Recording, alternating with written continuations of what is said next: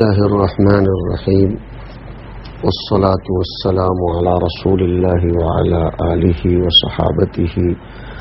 ومن تبعهم بإحسان إلى يوم الدين أما بعد. معاشرے میں افراد کے اعتبار سے اور سوسائٹی کے اعتبار سے انفرادی اور اجتماعی دونوں اعتبار سے پائی جانے والی سخت ترین بیماری اور بہت بڑا فساد حسد کا بھی ہے. حسد دوسرے سے نعمت کے چھین جانے کی تمنا کرنا اور اس کے لیے کوشش کرنا، چاہے وہ نعمت ہم کو ملے یا نہ ملے. حسد شریعت میں حرام ہے. اللہ کی تقدیر کے ساتھ ایک قسم کا تنازع ہے. خدائے پاک کی تقسیم پر ایک قسم کا اعتراض ہے. اور بزرگوں نے فرمایا کہ حسد مضیع الحسنات ہے، نیکیوں کو ختم کر دیتا ہے. اسی حسد نے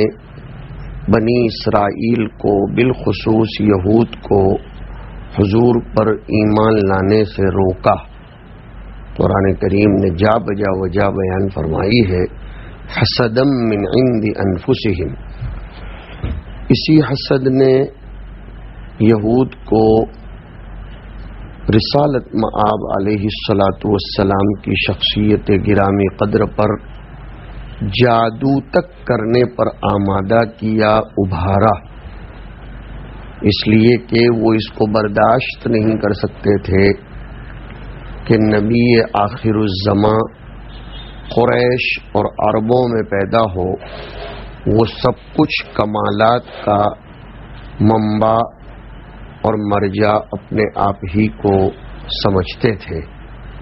یہ اتنی گھٹیا بیماری ہے کہ اس میں حاسد مرتے دم تک جلتا، گھٹتا اور کڑتا رہتا ہے. شریعت میں اس کی سخت مذمت آئی ہے.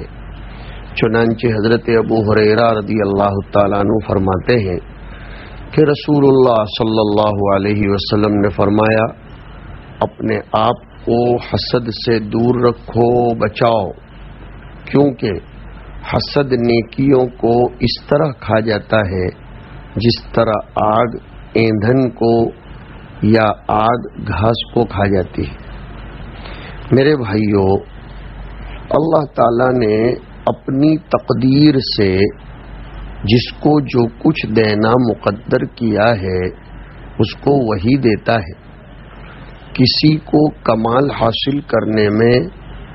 ذاتی کسب کو کوئی عمل دخل نہیں ہے. ہر ایک کو رزق، عہدہ و مرتبہ، مقبولیت و محبوبیت، ترقی و ازدہار، نمو و زیادتی اللہ کی چاہت سے ہی ہوتی ہے. القدر خیرہ و شرہ من اللہ تعالی. تو اب اگر کسی کو کچھ زیادہ ملا ہے، کم ملا ہے،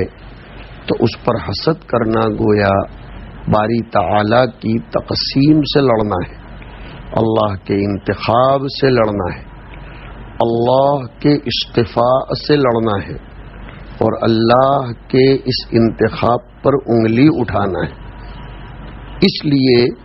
اتنی سخت وعید آئی کہ حسد نیکیوں کو کھا جاتا ہے. حسد نیکیوں کو کھا جاتا ہے. اس کی ایک وجہ تو یہ ہے کہ حاسد نعمت خداوندی کو مکروہ سمجھتا ہے اور اس پر معترض ہوتا ہے. اور یہ ایسا عظیم گناہ ہے کہ اس کے مقابلے میں نیکیوں کی کوئی حیثیت باقی نہیں رہ جاتی، گویا وہ کل عدم ہو جاتی ہے. اور دوسری وجہ یہ ہے کہ حسد کرنے والے سے نیکیوں کی توفیق سلب کر لی جاتی ہے کہ وہ مرض حسد میں مبتلا ہو کر دوسری تمام نیکیوں سے رک جاتا ہے. پورا دن اس کا ذہن، اس کا دماغ، اس کی فکر اور اس کی کوشش اسی بیماری میں مصروف اور مشغول رہتی ہے، وہ مرض حسد میں مبتلا ہو کر دوسری تمام حسنات سے رک جاتا ہے، کوئی نیکی کا کام وہ کر سکتا نہیں ہے، اس لیے کہ اس کی پوری تگ و دو، اس کی ساری مساعی اور کوشش اسی میں لگ جاتی ہے۔ ایک اردو کے شاعر نے کہا ہے کہ حاسد کو ایک دم نہیں راحت جہاں میں، رنج حسد ہے جان ہے جب تک کہ جان میں، اس کو نیکیاں کرنے کی فرصت ہی نہیں ملتی، اس لیے کہ اس کا دماغ، اس کے اعضاء محسود کو پچھاڑنے کی ہی کوشش میں لگے رہتے ہیں۔ اس لیے حضور صلی اللہ علیہ وسلم نے اس سے بچنے کا حکم دیا اور ایک محسوس مثال کے ذریعے اس کی شناعت و قباحت کی وضاحت فرمائی تاکہ اس سے بچنے کا خصوصی اہتمام کیا جائے۔ ابن ماجہ میں حضرت انس کی یہ روایت اور زیادہ تفصیل کے ساتھ آئی ہے کہ حسد نیکیوں کو اس طرح کھا جاتا ہے جس طرح آگ لکڑی کو، اور آگے حضور نے فرمایا صدقہ یہ گناہ کو ایسے بجھا دیتا ہے جیسے پانی آگ کو، نماز مومن کا نور ہے اور روزہ جہنم سے ڈھال۔ اور بخاری اور مسلم میں یوں آیا کہ اللہ کے بندو آپس میں بغض مت کرو، حسد مت کرو، ایک دوسرے کو پشت مت دکھاؤ اور قطع تعلق مت کرو، اللہ کے بندے اور آپس میں بھائی بھائی بن کر رہو۔ یہ حسد بہت سی وجوہات کی بنا پر ہوتا ہے، امام رازی نے اس پر بہترین روشنی ڈالی ہے۔ ایک تو انسان کی بعض دفعہ فطرت ہی ہوتی ہے کہ وہ کسی کی خوشی، کسی کی ترقی، کسی کا کمال دیکھ ہی نہیں سکتا، چاہے اس کو اپنے آپ کو ملنے کی کوئی تمنا ہو یا نہ ہو، بس اس سے کسی کا اچھا دیکھا نہیں جاتا، اس کی فطرت خبیث ہوتی ہے، وہ کسی کی ترقی کو قطعاً ہضم نہیں کر سکتا، شرارت ہوتی ہے اس کی طبیعت۔ بعض دفعہ ایک وجہ یہ بھی ہوتی ہے کہ کچھ لوگ دوسروں کو اپنا دست نگر بنا کر ہی رکھنا چاہتے ہیں کہ دوسرے ہم سے دبے ہوئے رہیں، ہمارے غلام بن کر رہیں، ہم ان پر ہمیشہ حکومت و تسلط برقرار رکھیں۔ اب اگر ان دوسروں کو کوئی کمال، فضیلت حاصل ہوتی ہے تو ان کو تکلیف ہوتی ہے کہ اب یہ ہمارے ہاتھوں میں نہیں رہیں گے، ان کے اپنے پر نکلیں گے، اس لیے کہ انہیں خود کو کمال مل گیا، تو وہ نہیں چاہتے کہ خدا کی کسی مخلوق کو، کسی شخص کو کوئی کمال علم میں، مال میں، عہدے و مرتبے میں مل جائے، ورنہ یہ آدمی میری غلامی سے اور توق سے، زنجیر سے نکل جائے گا۔ یہ بہت خطرناک بات ہے۔ ان یکون فی طبیعت الانسان استخدام الغیر، کہ وہ دوسروں کو ہمیشہ اپنا خادم بنا کر رکھنا چاہتا ہے۔ ایک وجہ یہ بھی ہے کہ کچھ لوگ کمالات اور فضائل کو اپنی مملوک اور اپنی پراپرٹی سمجھتے ہیں، تو وہ یہ نہیں چاہتے کہ کسی اور کو یہ چیز میسر ہو جائے۔ ایک وجہ یہ بھی ہے کہ انسان دنیا کو بے امن یا بد امن رکھنا چاہتا ہے، تو اس کو یہ پسند نہیں ہے کہ کسی کو کوئی ترقی ملے اور دنیا میں شانتی اور امن و اطمینان کی فضا قائم ہو، اس لیے وہ لوگوں سے کمالات کے سلب ہو جانے ہی کی تمنا کرتا رہتا ہے، وغیرہ وغیرہ۔ وجوہات ہیں. امام رازی نے لکھا علم اور عمل یہ وہ دوائے مزیل ہے جو حسد کا خاتمہ کر دیتی ہے. علم سے انسان کا ذہن وسیع ہوتا ہے، وہ سارے کمالات و فضائل کا مالک اللہ کو سمجھتا ہے. وہ وَتُعِزُّ مَن تَشَاءُ وَتُذِلُّ مَن تَشَاءُ پر ایمان رکھتا ہے. تُؤْتِي الْمُلْكَ مَن تَشَاءُ وَتَنزِعُ الْمُلْكَ مِمَّن تَشَاءُ اس کا عقیدہ ہوتا ہے. اس لیے وہ کسی کو حاصل ہونے والے کمال پر کبھی بھی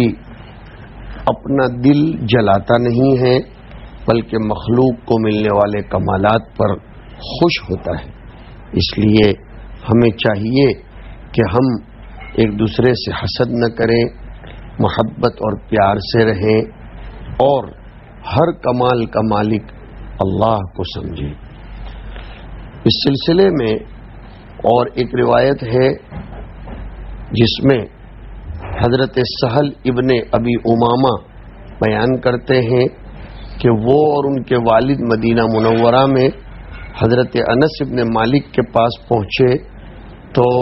حضرت انس نے فرمایا کہ رسول اللہ صلی اللہ علیہ وسلم فرمایا کرتے تھے کہ تم اپنے اوپر سختی اور تنگی پیدا نہ کرو کہ تم پر سختی کو لازم کر دیا جائے گا، کیونکہ ایک قوم نے اپنے اوپر سختی و تنگی پیدا کی تو اللہ نے سختی و تنگی کو ان پر لازم کر دیا. تو یہ ان کے باقی ماندہ لوگ ہیں گرجا گھروں اور عبادت گاہوں میں، انہوں نے ترک دنیا کو از خود ایجاد کر لیا تھا جس کو ہم نے ان پر لازم نہیں کیا تھا. اس حدیث میں اللہ اور اللہ کے رسول صلی اللہ علیہ وسلم نے جن جائز اعمال و افعال کو بحیثیت دین لازم قرار نہیں دیا ہے ان کو بطور لزوم اختیار کر کے اپنے اوپر سختی اور تنگی پیدا نہ کرنے کو کہا جا رہا ہے، کیونکہ ایسا کرنے سے بسا اوقات نبیوں کے ذریعے ان اعمال کو لازم کر دیا جا سکتا ہے اور پھر اپنے ہی کرتوت کی بنا پر آدمی حرج اور تنگی میں مبتلا ہو جاتا ہے. دنیا اور لذائذ دنیا کا ترک چھوڑ دینا جسے نصارہ کے راہبوں نے اختیار کر لیا تھا اور وہ ان پر من جانب اللہ لازم نہیں کی گئی تھی بلکہ انہوں نے خود اسے دین بنا لیا تھا اور خود کو اپنے آپ ہی تنگی اور مشقت میں مبتلا کر لیا تھا. یہ یہود و نصارہ کا تذکرہ درمیان میں اس لیے لایا گیا کہ انہوں نے یہ سب حسد کے مارے کیا تھا اور حسد نے ان کو ان چیزوں پر ابھارا تھا، ایک دوسرے پر حسد کی وجہ سے، ابتغاء رضوان اللہ کی وجہ سے نہیں. اصل میں امام منذری کی ایک شرح ہے جس میں حسد کا لفظ موجود ہے اور اس میں باقاعدہ اس کی وضاحت آئی ہے کہ حضرت عمر ابن عبدالعزیز کے زمانے امارت میں مدینہ طیبہ میں حضرت انس کی خدمت میں ہم حاضر ہوئے تو دیکھا کہ وہ بہت ہی ہلکی پھلکی نماز ادا کر رہے ہیں جیسے وہ مسافر کی نماز ہو یا اسی کے قریب. جب انہوں نے سلام پھیرا تو میرے والد صاحب نے عرض کیا کہ اللہ آپ پر رحم فرمائے، بھلا بتلائیے کہ یہ فرض نماز تھی یا آپ کوئی نفل نماز ادا کر رہے تھے؟ انہوں نے فرمایا کہ یہ تو فرض نماز تھی بھائی، اور بلا شبہ یہی رسول اللہ صلی اللہ علیہ وسلم کی نماز ہے، میں نے اس میں کوئی غلطی نہیں کی ہے، الا یہ کہ مجھے کچھ سہو ہو گیا ہو. پھر حضرت انس فرمانے لگے کہ حضور نے فرمایا اپنی ذات پر سختی نہ کرو ورنہ تم پر سختی کی جائے گی، کیونکہ ایک قوم نے اپنی ذات پر سختی کی تھی تو اللہ نے ان پر سختی فرمائی. بس یہ ان کے باقی ماندہ لوگ ہیں گرجا گھروں اور عبادت خانوں میں، انہوں نے دنیا کے چھوڑ دینے کو خود ہی ایجاد کر لیا تھا، ہم نے اس پر ان کو لازم نہیں کیا تھا۔ راوی کہتے ہیں کہ اگلے روز والد صاحب نے حضرت انس سے عرض کیا کہ آپ سواری نہیں کریں گے کہ دیکھیں اور عبرت حاصل کریں، ذرا باہر نکلیں۔ فرمایا اچھی بات ہے۔ چنانچہ سب لوگ سوار ہوئے۔ اچانک ان کا گزر ایک ایسے علاقے سے ہوا جہاں کے باشندے ہلاک ہو چکے تھے، ختم ہو چکے تھے، فنا ہو چکے تھے، ان کے چھپر زمیں بوس ہو چکے تھے۔ ابو امامہ نے حضرت انس سے پوچھا کہ اس علاقے کو پہچانتے ہو؟ حضرت انس نے فرمایا خوب اچھی طرح پہچانتا ہوں اس علاقے کو بھی اور اس کے باشندوں کو بھی۔ اب سنیے اصل بات۔ فرمایا حضرت انس نے یہ اس قوم کی بستی ہے جن کو ظلم اور حسد نے ہلاک کر دیا تھا۔ حضرت انس فرماتے ہیں کہ بلا شبہ حسد نیکیوں کے نور کو بجھا دیتا ہے اور ظلم اس کی تصدیق کرتا ہے یا اس کی تکذیب کرتا ہے۔ جیسا کہ آنکھ زنا کرتی ہے، ہاتھ پیر جسم اور زبان زنا کرتے ہیں، پھر شرمگاہ اس کی تصدیق کرتی ہے یا تکذیب کرتی ہے۔ یہ ہے حسد کا برا انجام کہ اس سے پوری پوری بستی تباہ و برباد ہو جاتی ہے۔ حسد کبھی کبھی فطری طور پر پیدا ہو، بشری تقاضوں کے تحت پیدا ہو، تو علماء نے لکھا ہے کہ حسد کے تقاضے پر اگر عمل نہ کیا جائے، حسد بشری اور طبعی تقاضے کے تحت آ جائے، لیکن حسد کے مقتضا پر اور حسد جس چیز پر ہمیں ابھار رہا ہے وہ اگر مرتبہ عمل میں نہ لایا جائے تو انسان اللہ کے نزدیک مأجور بنتا ہے، اس کو ثواب ملتا ہے کہ اس نے اپنے نفس کا، اپنی طبیعت کا مقابلہ کیا اور دل میں آنے والے اس جذبے پر عمل نہیں کیا۔ اور حسد طبیعت میں آ جانا، اس میں انسان معذور ہے عذر سے۔ نمبر 3، ایک ہوا مأجور، ایک ہوا معذور۔ لیکن اگر کوئی انسان حسد کے تقاضے پر چل کر حسد کے تقاضے کو پورا کرتا ہے، حسد کی بنیاد پر طبیعت میں آنے والے تقاضے کو انجام دیتا ہے، تو پھر ایسا انسان معذور بنتا ہے وزر سے۔ حضرت شاہ ابرار الحق صاحب ہردوئی نور اللہ مرقدہ، حضرت شاہ وسیع اللہ رحمۃ اللہ تعالی علیہ وغیرہ فرمایا کرتے تھے کہ اگر طبیعت میں بتقاضے بشریت کسی پر حسد آئے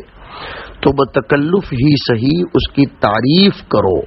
اس کو کچھ ہدیے کی لین دین کرو، مجموع میں سر عام اس کے بارے میں اچھے تذکرے کرو،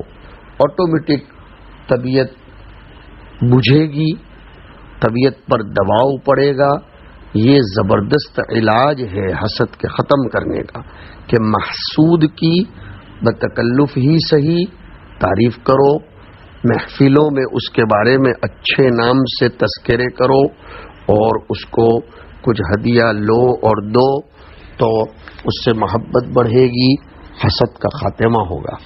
بہرحال میرے بھائیوں، یہ بڑی خطرناک بیماری ہے۔ مالداروں میں بھی حسد ہوتا ہے اور علماء میں بھی حسد ہوتا ہے۔ اسی حسد کی وجہ سے آج کل کالے دھندے کیے جا رہے ہیں، جادو ہو رہا ہے، لوگوں کے ساتھ قتل و خونہ مرکی ہو رہی ہے، کبھی حسن کی بنا پر تو کبھی مال کی بنا پر، کبھی علم کی بنا پر تو کبھی ترقیات کی بنا پر۔ جادو کا بنیادی سبب بھی حسد ہے، تبھی تو سورہ فلق کے اخیر میں اس کی وجہ کی طرف اشارہ کیا گیا کہ وَمِن شَرِّ حَاسِدٍ اِذَا حَسَدَ۔ اللہ پاک ہم سب کی بھرپور حفاظت فرمائے۔ حسد کا خاتمہ عقیدہ تقدیر میں مضبوطی پیدا کرنے سے ہوگا، جس کی طرف میں نے اشارہ کیا۔ تو ایک دوسرے کا حسد مت کرو، اسی طریقے سے آج کی نشست میں روشنی ڈالوں گا، ایک دوسرے پر لعن طعن بھی مت کرو، حسد بھی مت کرو، لعن طعن بھی مت کرو۔ جی لعنت اصل میں کسی کو اللہ کی رحمت سے دور قرار دینے کا نام ہے، تو کسی پر لعنت کی قباحت اور شناعت بھی بہت آئی ہے، محبت سے رہنے کو بتایا گیا۔ حضرت ابو درداء فرماتے ہیں کہ رسول اللہ صلی اللہ علیہ وسلم نے ارشاد فرمایا کہ بندہ جب کسی پر لعنت بھیجتا ہے تو پہلے وہ لعنت آسمان کی طرف جاتی ہے، مگر اس کے پہنچتے ہی آسمان کے دروازے بند کر دیے جاتے ہیں، پھر وہ لعنت زمین کی طرف اترتی ہے تو زمین کے دروازے بھی بند کر دیے جاتے ہیں، تب وہ دائیں اور بائیں جانب گھومتی ہے، مگر جب کوئی راستہ نہیں پاتی تو اس کا رخ کرتی ہے جس پر لعنت کی گئی ہے، اگر وہ لعنت کا مستحق ہے تو اس پر لگ جاتی ہے، اور اگر اس کا مستحق نہیں ہے تو لعنت کرنے والے کی طرف لوٹ آتی ہے۔ مطلب جس طرح آسمانوں کے لیے دروازے ہیں اسی طرح زمین کے لیے بھی دروازے ہیں۔ اب جس پر لعنت کی گئی ہے اگر واقعتاً وہ اس کا مستحق ہے تو لعنت اس کو لگ جاتی ہے، وہ ملعون قرار دے دیا جاتا ہے، لیکن اگر وہ مستحق لعنت نہیں ہے، بددعا کے لائق نہیں ہے، یا اس کا گناہ اتنا بڑا نہیں ہے کہ اس پر لعنت کی جائے، تو لعنت کرنے والا خود ہی ملعون قرار دے دیا جاتا ہے۔ میرے بھائیو، لعنت، ایک دوسرے کو بددعا دینا، لعن طعن کرنا انتہائی خوف اور بچنے کی چیز ہے۔ ہر انسان کے لیے لازم ہے کہ اپنے کو کسی پر لعنت کرنے سے محفوظ رکھے تاکہ خود ملعون قرار دیے جانے کے اندیشے سے مامون و محفوظ رہے۔ لعنت انتہائی خوفناک اور ہلاکت خیز چیز ہے،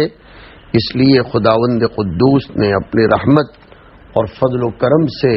اسے حتی الامکان دفع کیا کہ پہلے وہ آسمانوں کی جانب بھیجی جاتی ہے، پھر زمین کی طرف لوٹائی جاتی ہے،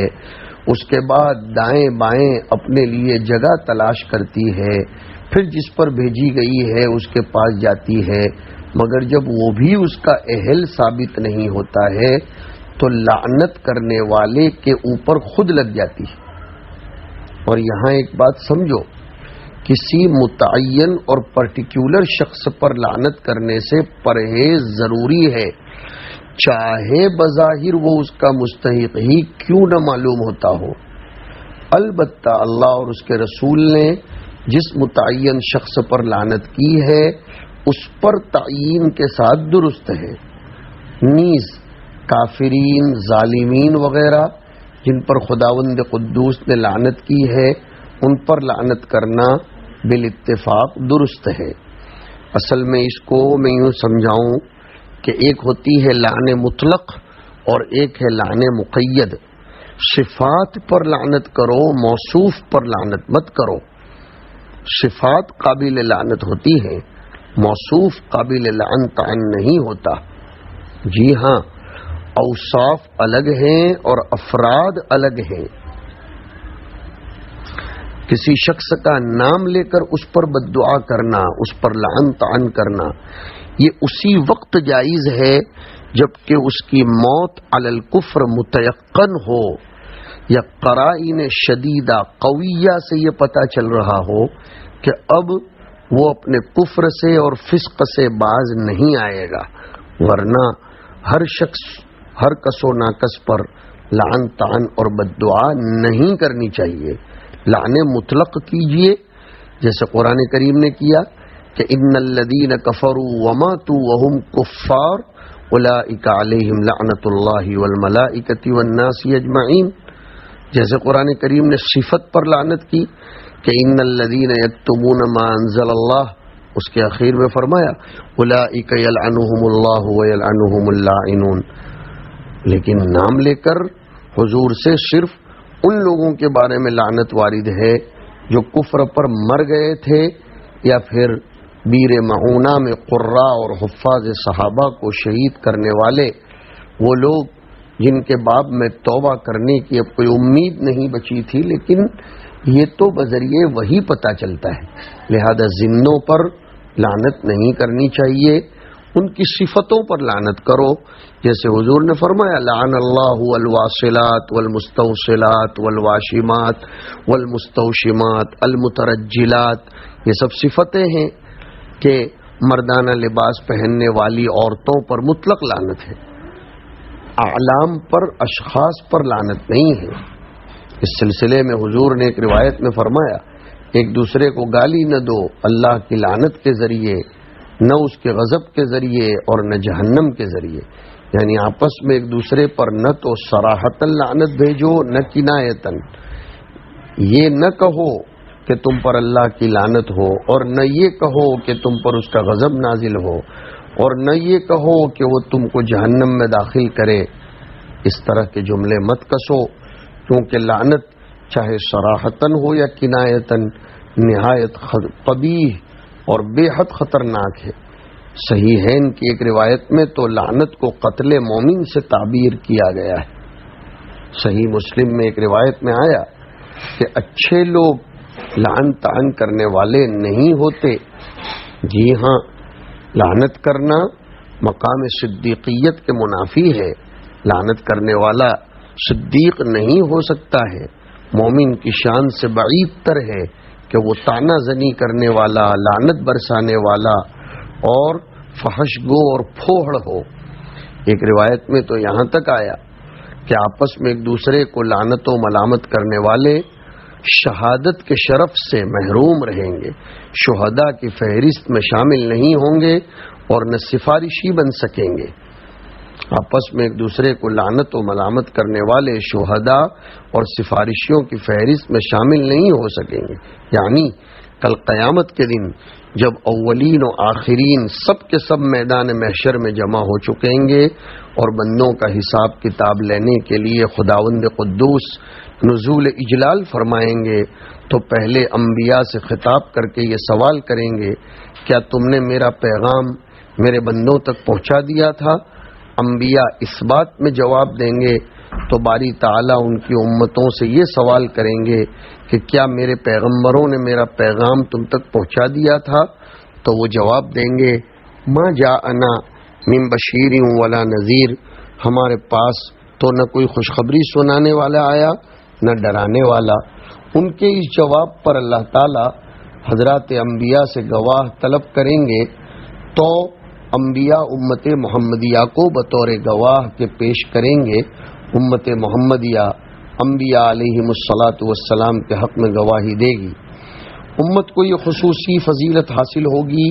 کہ وہ انبیاء کے معاملے میں گواہ بنے گی، مگر اس امت کے وہ افراد جو آپس میں ایک دوسرے پر لعن طعن کیا کرتے تھے وہ اس فضیلت سے محروم ہو جائیں گے، گواہ نہیں بن سکیں گے، اس لیے کہ گواہی کا مبنی امانت پر ہے اور لاعنین نے اپنے آپ کو اس امانت کے وصف سے محروم کر لیا۔ دوسری بات یہ بھی ہے کہ لعنت کرنے کی بنا پر آدمی فاسق و فاجر ہو جاتا ہے اور اپنے کو وصف شہادت سے محروم کر دیتا ہے، اس لیے دنیا میں بھی ایسے لوگ معاملات میں گواہ نہیں بن سکیں گے اور زیادہ اس طرح کی بددعا دینے والے اور لعنت کرنے والوں کی گواہی قبول نہیں کی جائے گی۔ اور ایک بات یہ بھی ہے کہ وصف لعنت و ملامت سے متصف ہونے کی بنا پر شہادت فی سبیل اللہ سے محروم کر دیے جائیں گے، یعنی اگر وہ جہاد فی سبیل اللہ میں شہید بھی ہو گئے تو بھی شہادت کے اجر سے محروم ہوں گے، یا یہ کہ ان کو اس کی توفیق ہی نہیں مل سکے گی۔ نیز کل قیامت کے دن مومنین صالحین ان لوگوں کی سفارش کریں گے جو اپنے اعمال کی بنا پر جہنم کے مستحق ہو چکے تھے، اور باری تعالی ان کی سفارش کو قبول فرما کر ان مستحقین جہنم کو جہنم سے نجات عطا کریں گے۔ لیکن اس طرح کے لعنت کرنے والے اس شرف و فضیلت شفاعت سے محروم ہوں گے، ان کو مقام شفاعت حاصل نہیں ہوگا اور نہ ان کی سفارش کسی کے حق میں قبول کی جائے گی، اس لیے کہ سفارش کے لیے اخلاص اور رقت قلب لازم ہے، اور ان لوگوں نے اپنے کو لعن طعن کر کر کے اخلاص اور رقت قلب سے محروم کر رکھا تھا۔ سنیے کہ نعمت شہادت و سفارش سے محروم وہی لوگ ہوں گے جو دوسروں پر لعنت و ملامت کے عادی ہو جائیں، بلا جواز اس عمل کو کریں، لیکن وہ لوگ جو اس کے عادی نہیں ہیں یا جن پر وہ لعنت کرتے ہیں واقعتاً وہ مستحق لعنت ہیں، تو پھر ایسے لوگ شہادت اور شفاعت کی رحمت سے محروم نہیں ہوں گے۔ یہ دونوں کے درمیان فرق ہے۔ حضرت عبداللہ ابن عباس روایت کرتے ہیں اسی سلسلے کی کہ ایک شخص نے ایک مرتبہ ہوا کو لعن طعن کر دیا، ہوا کے بارے میں برا بھلا بولا، چادر کو ہوا نے اڑا دیا تھا تو اس نے ہوا پر لعنت کی۔ حضور نے اس کو تنبیہ کرتے ہوئے فرمایا، ہوا پر کیوں لعنت بھیجتے ہو؟ وہ تو چٹھی کی چاکر ہے، من جانب اللہ مامور ہے۔